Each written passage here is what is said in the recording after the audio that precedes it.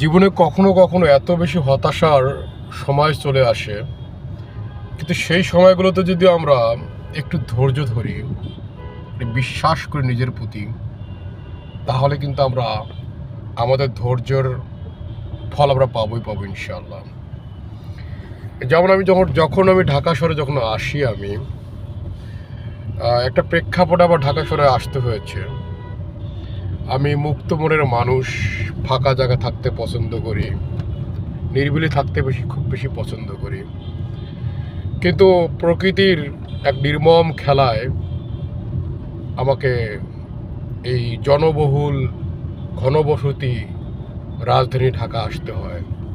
কিন্তু যখন যে সময়টা আমি পা দিই 1 জুলাই, আমি কিন্তু থেমে যাওয়া মানুষের মধ্যে একটা শুরু হয়েছিল।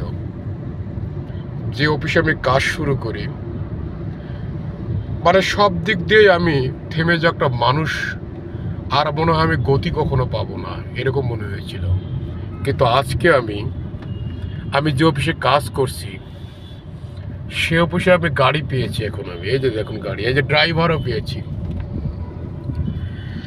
এটা আমার ধৈর্যের ফসল।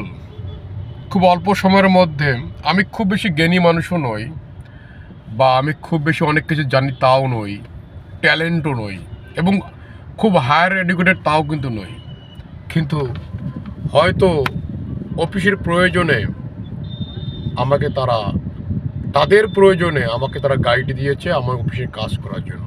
কিন্তু আমি আপ্লুত, এত অল্প সময়ের মধ্যে আমি এটা পাবো আমি ভাবতেই পারিনি। যাই হোক, বিষয়টা এটাই যে যারা যেখানে আছেন স্বপ্নটাকে বড় রাখবেন, কখনো হতাশ হবেন না। জীবন হতাশার জন্য নয়, জীবন থেমে থাকবে না। আপনি যে জায়গায় দাঁড়িয়ে আছেন সেখানে থেকেও কিন্তু পৃথিবী চলবে, পৃথিবী চলমান। অতএব আপনি আপনাকে চলমান রাখবেন, নিজেকে বিশ্বাস করবেন, মহান স্রষ্টার প্রতি, মহান আল্লাহ তাআলার প্রতি বিশ্বাস রাখবেন। সাফল্য আপনি হবেন, শিওর থাকবেন, সফল হবেন। যদি আপনি বিশ্বাস করেন আপনি সফল হবেন, সফল হবেনই হবেন, গ্যারান্টি। সব ভালো থাকবেন।